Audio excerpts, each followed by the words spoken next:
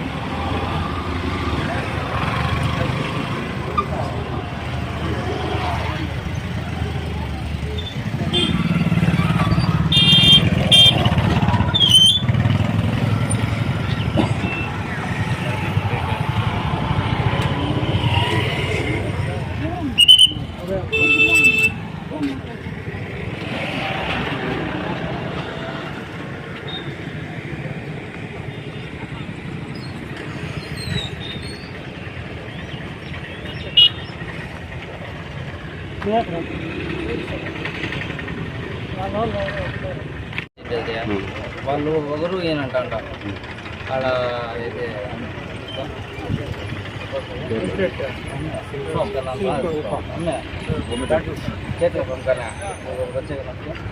నవీత్ ఆ పిల్లోడి ఇవ్వాల. మళ్ళీ ఇక్కడ వినాయకుడి గుడి కాడ ఒక ఉన్నారు వాళ్ళు ఇవ్వాల. మళ్ళీ ఇంకోరు ఆడ లక్ష్మీనగర్ కాడ ఉంటారు వాళ్ళు ఇవ్వాల. ఇంకా ఇద్దరు ఎవరు ఉండరు. వాళ్ళు అప్పిచ్చిండేది వచ్చి వీళ్ళ వాళ్ళ దగ్గర మా అత్తయ్య తీసుకుని వచ్చి వీళ్ళకి ఇచ్చిండేది.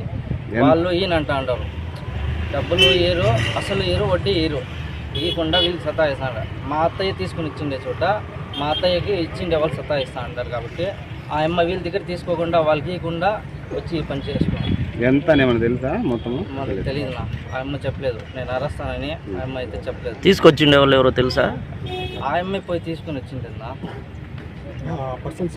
ఎవరి దగ్గర వాళ్ళ పేరేం పేరు మాట్లాడతాము ఏమైనా చెప్పింది అమ్మ ఇలా రాకముందు పనిచేస్తాడు. పైన నాకు మొబైల్ హ్యాంగ్ వచ్చేది. నేనేమి నాకు ఫోన్ చేయాలంటే 8 తర్వాత చేసేది. 7:30 వెళ్ళిపోయింది. అది నేను 8:30 ఫోన్ చేసి అబ్బాయి నుంచి స్విచ్ ఆఫ్ వస్తాను.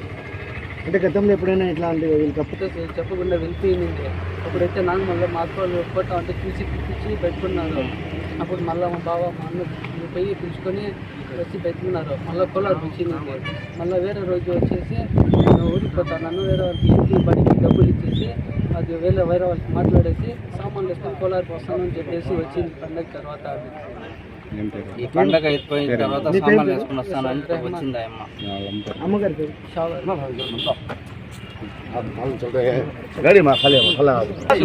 వాళ్ళు ఇవ్వకుండా సతాయించింది. కాబట్టి ఏమన్నా తెలుసా? నా 3-4 ఉన్నారు నా వాళ్ళు. నాకు తీసి ఇచ్చింది. వాళ్ళు ఒకరు ఏనంట ఆడ ఇది ఆ పిల్లోడి ఇవ్వాల. మళ్ళీ ఇక్కడ వినాయకుడి గుడి కాడ ఒక ఉన్నారు వాళ్ళు ఇవ్వాల, మళ్ళీ ఇంకోరు ఆడ లక్ష్మీ నగర్ కాడ ఉన్నారు వాళ్ళు ఇవ్వాల, ఇంకా ఇద్దరు ఎవరు ఉన్నారు. అప్పిచ్చిండేది వచ్చి వేరే వాళ్ళ దగ్గర మా అత్తయ్య తీసుకుని వచ్చి వీళ్ళకి ఇచ్చిండేది.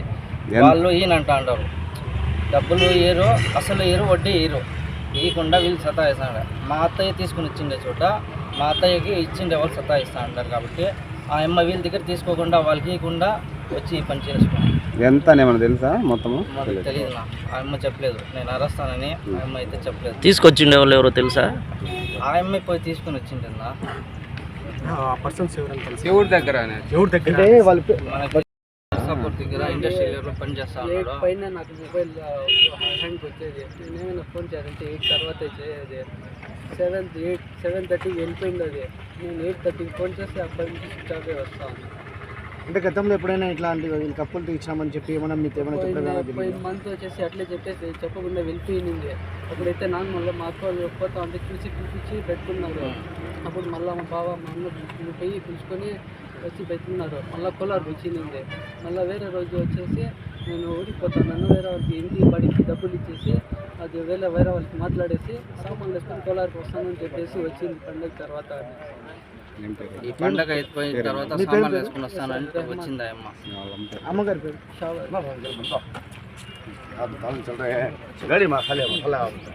బర్త్డే సందర్భంగా ఈ రౌండ్స్లో ఉండగా ఈ గుర్తు తెలియని మహిళ శవం నీటిలో తేలుతారని చెప్పి ఈ పొలమేర దగ్గర ఉన్న పెద్ద చెరువులు తేలుతారని సమాచారం రావడంతో ఇక్కడికి రావడం జరిగింది. ఇక్కడ వచ్చిన తర్వాత ఈ గట్టిపైన బుర్కాను ప్లస్ చెప్పులు వదిలేసి ఉన్నాయి.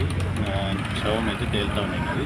ఆ ఫొటోస్ తీసి మన ఎస్బీఐ కానిస్టేబుల్ ద్వారా వెరిఫై చేస్తే మనకు ఎస్ షావీర్ అని పోలీస్ లైన్లో ఆర్కే స్ట్రీట్లో ఉంటుంది. ఆమె 50 సంవత్సరాలు. 26వ తేదీ నైట్ 7:30 గంటలకు ఇంటి నుంచి వెళ్ళిపోయి తర్వాత తిరిగి రాలేదని మనకి నిన్న కంప్లైంట్ రావడం జరిగింది.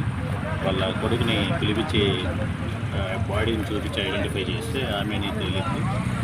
కొడుకు వచ్చి ఎస్ రెహమాన్ అని, అతనితో కంప్లైంట్ తీసుకుంటాము. తర్వాత కేసు కట్టి తదుపరి విచారణపై రీజన్స్ ఏంటనేది వెరిఫై చేస్తాం.